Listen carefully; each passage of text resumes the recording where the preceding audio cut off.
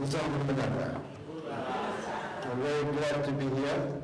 I acknowledge the presence of the President of the Fiji Nursing Christian Fellowship, Director Nursing, the President of the Fiji Retired Nursing Christian Fellowship, nursing managers and teams, and also our very special guest, who I believe was supposed to have been doing this, but thank you very much for coming to Fiji. Thank you very much for your interest in the Nursing Fellowship. Symposium participants, I'm very glad to, as I was hearing the President talking about where you all come from, I realize you come from a lot of different places. And I congratulate you all for taking that time, for seeing the importance of this, and making time to be here this morning. Making time to be here. Some of you have, as I heard, had to wake up at very early hours. You've got families to look after, but you've been able to make those arrangements. So congratulations for making it so far to this symposium. With the title, with the theme, Weaving Service Excellence into Nursing. As I said, I'm very pleased to be here today to officiate this at this one-day continuing professional development symposium. I must thank and congratulations to the Fijian Nurses Christian Fellowship for the insight to be part of the development of nurses in this country by providing these kinds of programs. I am told that you have been doing this for 5 years now, and these symposiums which precede your annual conference allows a participant to gain 6 CPD points, continuing professional development points. That is accumulated towards your 20 CPD that is required for your renewal of your annual practicing license, which is a very important part of every nurse's life. So it's a good way to spend a public holiday, and you are not at home doing other things, but instead you chose to come here and learn. But I must remind you also that today is National Sports Day. It's National Sports Day, and you know, government has decided one of the things that we've got to do in this country is to strengthen our primordial actions that we take to prevent, to address this issue of non-communicable diseases. That is the big scourge that threatens our very existence. And this is one of the programs that we put in place. Here, you will be feeding your mind. I always believe that you always need new knowledge. You'll also be strengthening your emotional attachments to other people. You also, I hope during the day, you will take time to do what today was designed for. So you must have at least 30 minutes exercise today, whether it's jumping, dancing, or climbing or walking, but make sure you do that. I hope you'll be able to weave that into your program to make sure that National Sports Day today, you, the nurses, also do something about it. Because as we always say in the ministry, we need to walk out. Yeah. So you are here to build up your brains, but as I said, find time today to do your 30 minutes of exercise in the swimming pool or on the beach or wherever it is. I'm impressed, I'm very impressed that all of you, and I'm told that over 150 have registered to attend this one-day symposium, have actually forked out money from your pockets to be here with your registration fee and conference package totaling a good $60. Here in Fiji, that's a lot of money for us. $60 is almost a week's shopping for a lot of goods. So congratulations on that. And it's a good reflection on your self-motivation to see that nurses are prepared to invest in their own professional development instead of waiting for the ministry to fund trainings. You will have over 100 self-funding participants. That's very encouraging. I'm also happy to note that the Fiji Nursing Christian Fellowship is very open, and we don't limit this particular symposium to just Christians, but we open it up to all other faiths. I'm glad to hear that nurses of other faith-based organizations have been attending this program for the last 5 years. This is good, because we should always regard everybody, regardless of color, creed, ethnic, or religious background, coming together to learn is meritorious and must be commended. And that is also the stance of the government, your national government. We believe that everybody is created equally by God. Irrespective of your belief, irrespective of what God you believe in, you're still created by God. Irrespective of your persuasion, your sexual persuasion or otherwise, everybody is treated equally. We must treat everybody equally. That is why we call all of us in this country Fijians, because we are all one united under one banner. When I came into this office towards the end of the last year, I went through the reports and I said, wow, this ministry is fantastic. I look at the reports for the SFCCO. You all know what that means, eh? SFCCO, that Prime Minister's office that looks at the strategic framework for, what is it, change and something like that. I looked at their reports and I looked at the report for our Service Excellence Awards, and the awards that we were getting in the ministry were actually very good. We're receiving very good things. But then when I went around and I talked to people, while we've got these awards, do these principles actually live in all of us? Or do we just have an award? But we're able to show the evaluators only the good parts and not the bad parts. Because really, if you want service excellence, it has to be a reflection of everything. Excellence is not perfection. Perfection is different. Excellence is about being the best we can be. So, actually we see that there was a mismatch in some areas in terms of our service excellence award rating and the actual service excellence behavior and mindset within the ministry. You must forgive me, last night was very cold and my nose began to get blocked. In my term as your minister, this is one of the things that I will be constantly preaching, something that I believe very strongly in. Our ministry must not only seek to become an award winner in service excellence, but we must choose to invest deeply in integrating the culture of service excellence in everything that we do. We must make it a choice. That's a theme I'm going to come back towards the end of this presentation. In that way, we become role models of the concept. We become heavily service excellence-centered human beings who will not stop short at anything, but will strive to deliver the service excellence concept in all that we do throughout our professional life. The structure of service excellence should be weaved into strategic objectives of all healthcare cadres with our implementation plans and monitoring and evaluation framework. And in the ministry, in the Service Excellence Awards framework, we have a very strong framework that we use. We look at 6 things in order to achieve one thing. The 6 things that we look at will deliver the results that we need. So the 7th thing is the results. The results that we need. Results that are related to our vision in this ministry. Our vision is what? What is the vision of the ministry? Oh, do you know the vision? What is our vision? Okay, I'm going to count to 3. I want everybody tell me what the vision of the ministry is. Everybody in the health, I hope that most of you are still in health, eh? Most of you are still in health. What is the vision of the ministry? 1, 2, 3.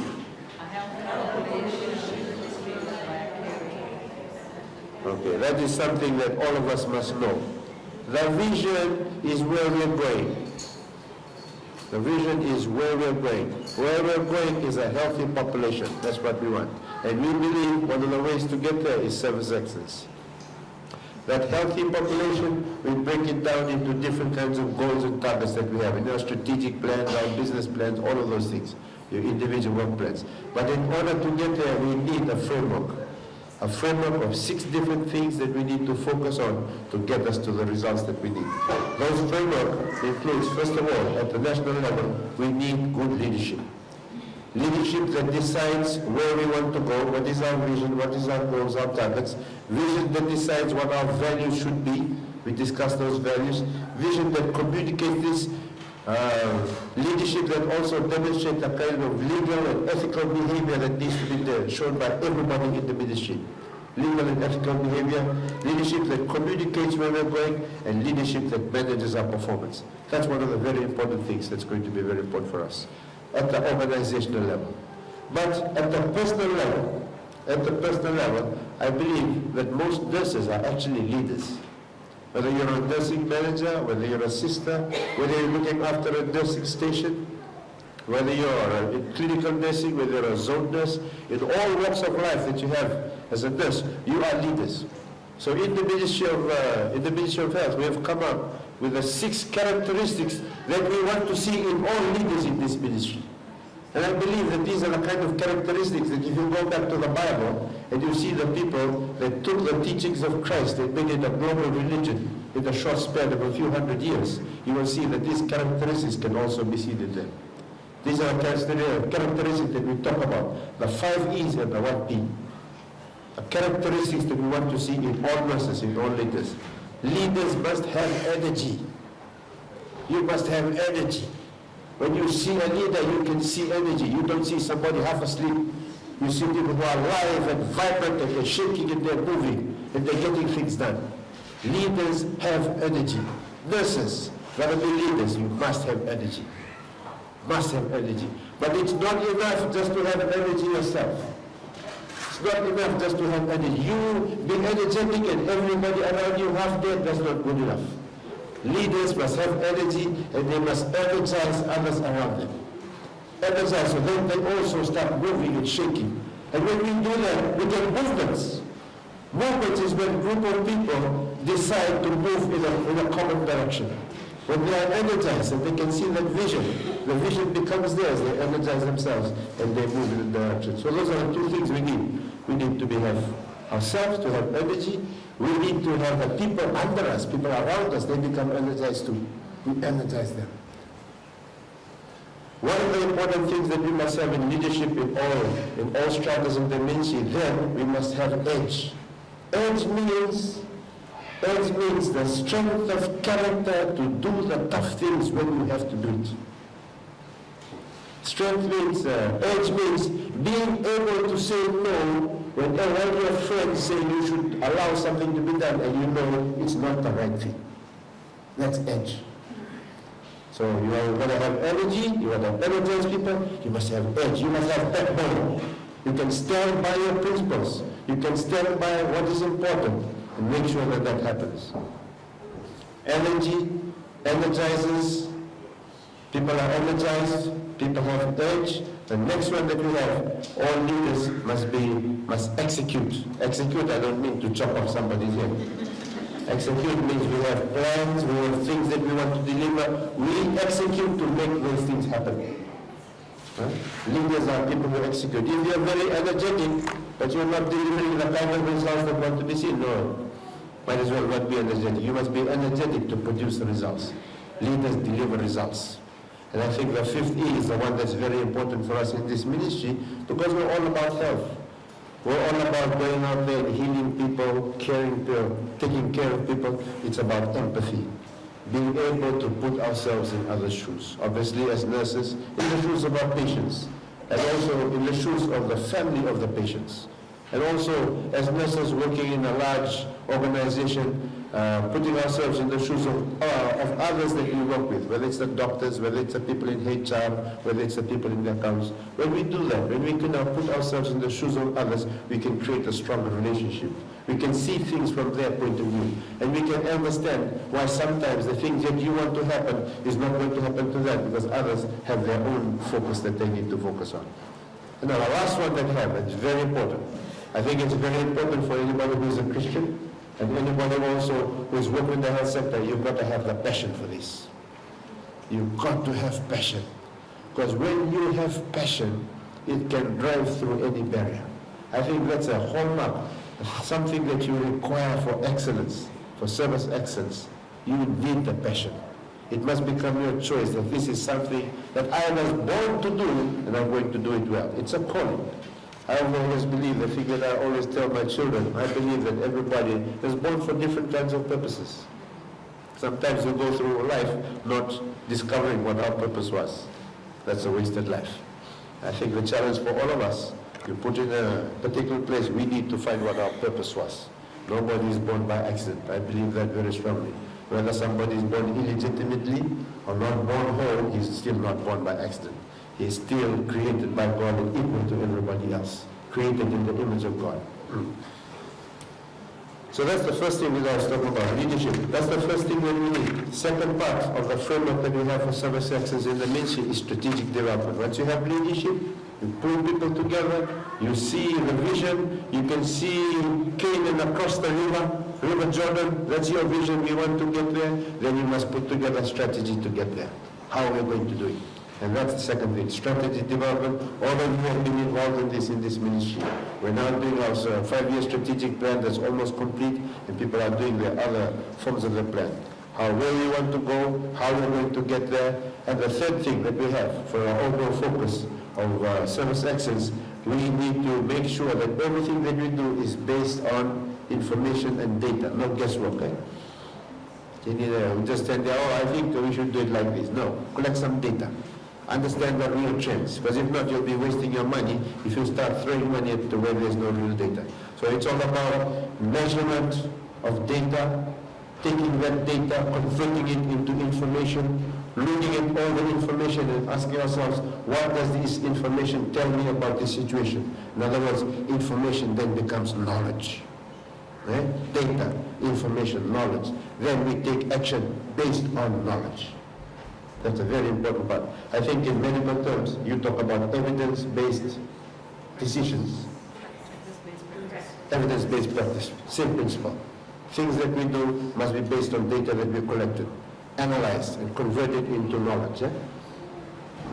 And the last one, then we have number 4, 5, and 6, a focus on the workers. That's why the ministry needs to focus on you, the workers, people who work on this. A focus, number 5 is customer focus, and number 6 is operation focus.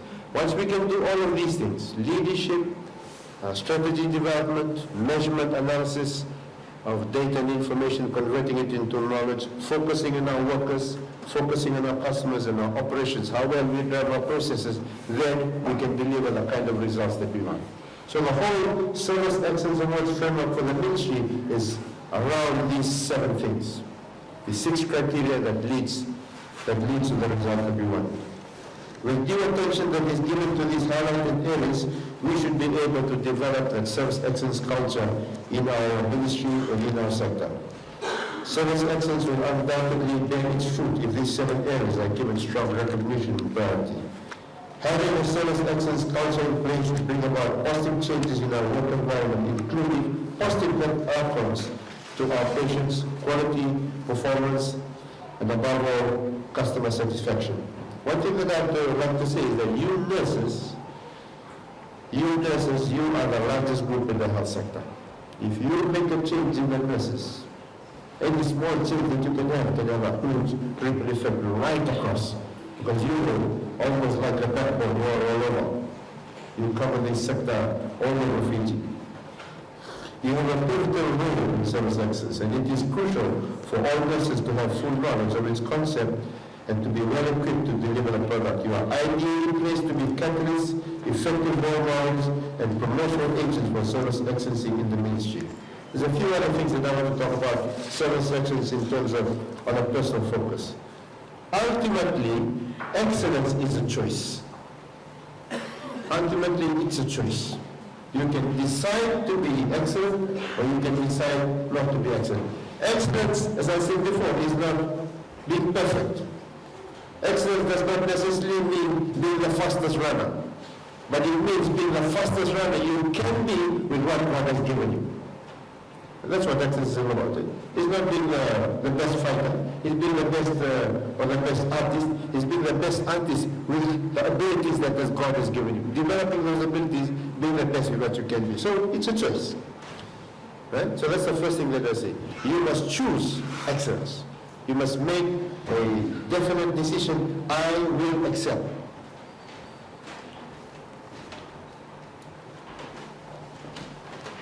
I think I was looking at some Bible verses last night in preparing for this. I found 1 Corinthians 10:31. I think excellence is also, it's a command by God that we are supposed to excel. God did not want us to be so-so. I think He wants us to excel. Paul's letter to the Corinthians, 1 Corinthians chapter 10, verse 31. Whatever you do, not only some of the things you do, not only the things you like to do, he says, whatever you do it all for the glory of God. Whatever you do, not that specific, not you can choose, I excel this and I excel in that. Paul's letter says, whatever you do it all for the glory of God. So I think it is godly to try to excel. It's there. Whatever you do, whatever role of God do it for His glory, when you do something for His glory, you don't just do it so-so. Right? No, you do it to the best of your ability, and you keep on trying to do better next time you do it, so that it keeps improving, because we are trying to do it for His glory. The other verse that I found, Colossians 3:23. Whatever you do, once again, that terminology, whatever you do, not just talking to the patient, sometimes might be cleaning the toilet, cleaning whatever it is, whatever you do, work at it with all your heart as working for the Lord, not for men. Right? Whatever you do, work at it with all your heart, not as if you're doing it for other people, but if you're doing it for Him. And I always like the parable of the talents, Matthew 5. You know the parable of the talents. This man is probably a rich man about to go somewhere. He calls his servants. He looks at one. Oh, you got a lot of capability. I'm going to give you 5 talents. He looks at another one. You got not so much capability. I give you how many? 2 talents. The other one, he gives him 1 talent. He goes. He comes back. The one who gives 5, he has given 5 more. The one who's given 2, he gives back 2 more. The one who's given 1, he goes and buries it. So the people who are productive, who excel, who take what has been given to them and they make it grow, they are rewarded. But the one that is given back, what was he told to do?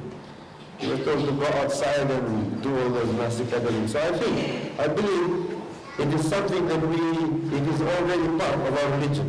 It's something to be there. So it's a command for us to be able to do it. Excellence is also a direction. It's not really a destination. You never get there. By the time you get to where you are trying to improve, the goalpost is already moved.